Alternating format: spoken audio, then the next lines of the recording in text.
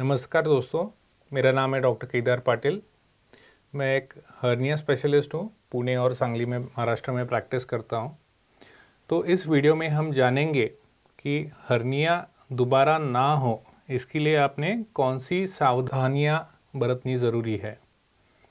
तो इस वीडियो में हम ऑपरेशन के पहले, ऑपरेशन के वक्त और ऑपरेशन के बाद कौन सी चीज़ों पे ध्यान देना है, कौन सी सावधानियाँ अपनी बरतनी है, ये हम देखेंगे।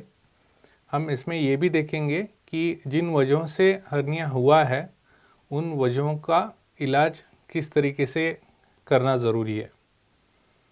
तो हर्निया किन चीज़ों से होता है ये हम पहले देखेंगे। हर्निया जो लोग ज़्यादा वज़न उठाने वाले काम करते हैं, इन लोगों में ज़्यादा तौर पे हर्निया होता है। और इसके हर्निया होने के कारण है ओबेसिटी यानी मोटापा। स्मोकर्स में ये ज़्यादा तरीके से दिखाई देता है। कॉन्स्टिपेशन यानी कब्ज़, ये एक कारण है। या पेशाब में प्रॉब्लम, प्रोस्टेट का जिनको प्रॉब्लम है, इनको ये प्रॉब्लम होने का ज़्यादा संभावना है। और एक लास्ट कैटेगरी आता है ओपन ऑपरेशन जिनका हुआ है। अगर उसमें ज़ख्म में इन्फेक्शन अगर हो गया है तो हर्निया होने का संभावना ज़्यादा होता है। काफ़ी सारे पेशेंट्स को ट्रॉमा, पेट का अगर कोई बड़ा एक्सीडेंट हुआ है, इमरजेंसी में ऑपरेशन करना पड़ा है, वुंड हीलिंग अगर अच्छा नहीं हुआ है, ज़ख्म अच्छी तरीके से भरा हुआ नहीं है, तो इन सारे कारणों की वजह से हर्निया हो सकता है। तो हम देखेंगे कि हर्निया दोबारा ना हो, जिनको ऑलरेडी हर्निया हो चुका है उनको तो इलाज ज़रूरी है। मेरे अन्य वीडियो में आप देखेंगे क्यों ज़रूरी है, इलाज के तरीके क्या है। पर जिनका ऑलरेडी ऑपरेशन हो गया है या जिनको एक साइड का हर्निया ऑलरेडी हो चुका है, उसका ट्रीटमेंट हो चुका है, तो दूसरे साइड पे हर्निया ना हो, इन चीज़ों के लिए इससे बचने के तरीके क्या है। तो हम पहले देखेंगे कि ऑपरेशन के पहले की चीज़ें, यानी बिफोर ऑपरेशन आपको क्या सावधानी, अगर हर्निया है और आपका ऑपरेशन करना ज़रूरी है ऐसा डॉक्टर ने अगर बोला है, तो उसके पहले कौन सी चीज़ें आपको ध्यान रखनी है। पहले आपको अगर वज़न ज़्यादा है तो वेट लॉस करना ज़रूरी है।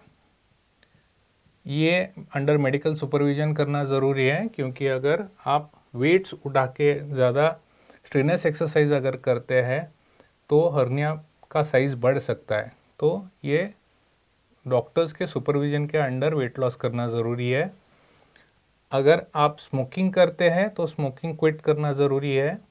अगर आपको क्रॉनिक कफ, खांसी है या कॉन्स्टिपेशन है तो ये सारी चीज़ें ट्रीटमेंट करना ज़रूरी है। जिन लोगों को प्रोस्टेट का प्रॉब्लम है उनको प्रोस्टेट का इलाज करवाना ज़रूरी है यूरोलॉजिस्ट से। तो ये ऑपरेशन के पहले की बातें हैं जो आपको ध्यान रखनी है। साथ में ही डाइट में आपको हाई प्रोटीन डाइट और विटामिन्स के लिए फ्रेश फ्रूट्स, सैलड्स और वेजिटेबल्स का सेवन बढ़ाना ज़रूरी है।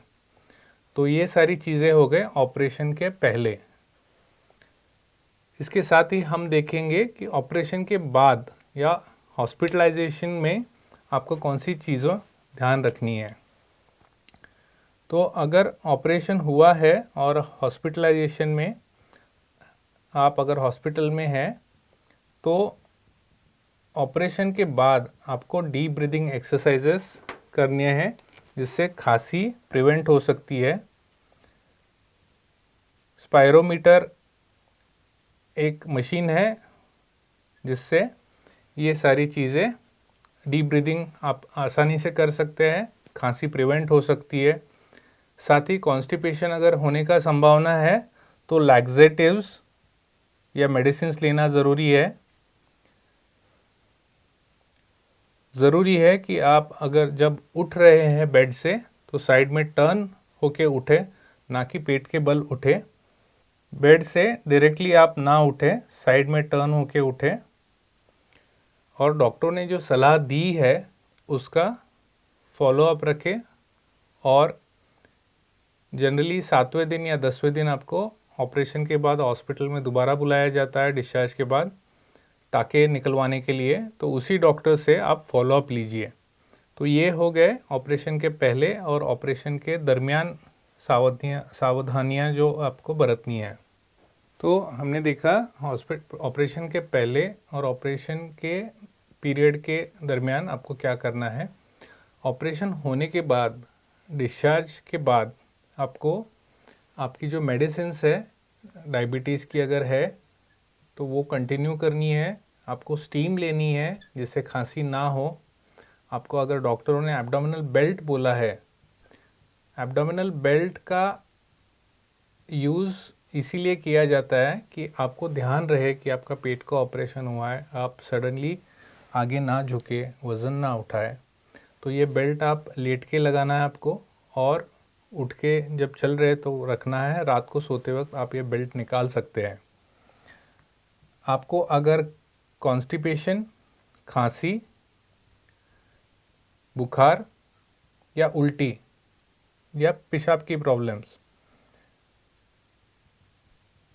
तो कब्ज़, उल्टी, बुखार या पेशाब के प्रॉब्लम्स अगर है तो आपके डॉक्टर्स को बताना ज़रूरी है।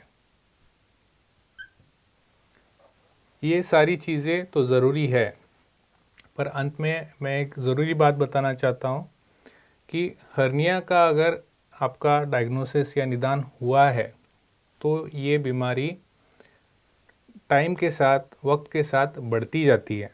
ये कभी किसी मेडिसिन से या किसी तरीके एक्सरसाइज से कम नहीं होने वाली है।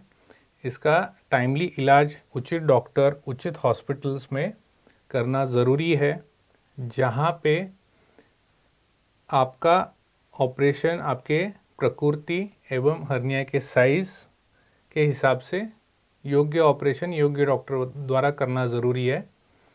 वैसे ही जाली का अगर उपयोग हो सके तो हर्निया दोबारा होने के चांसेस कम होते हैं। काफ़ी सारे लोग हर्निया के बेल्ट्स इस्तेमाल करते हुए हम देखते हैं कि हर्निया के लिए हमारे डॉक्टर्स ने या किसी व्यक्ति ने ये बेल्ट इस्तेमाल करने के लिए बोला है जिससे हर्निया ना बढ़े। पर मैं बताना चाहता हूँ दोस्तों कि इस वजह से हर्निया के ऊपर की जो स्किन है ये पतली हो जाती है, इसमें अल्सर्स आ सकते हैं और बाद में ऑपरेशन करना मुश्किल हो सकता है। तो बेल्ट्स का उपयोग तभी है जब आपको कुछ दिनों के लिए ऑपरेशन अवॉइड करना है, तो तभी इसका उपयोग हो सकता है। इसके अलावा हर्निया अगर है तो बेल्ट ऑपरेशन के पहले बहुत टाइम यूज़ करना हानिकारक हो सकता है। दोस्तों, ये वीडियो अगर आपको पसंद आया है तो वीडियो को लाइक कीजिए, शेयर कीजिए और हमारे चैनल को सब्सक्राइब कीजिए।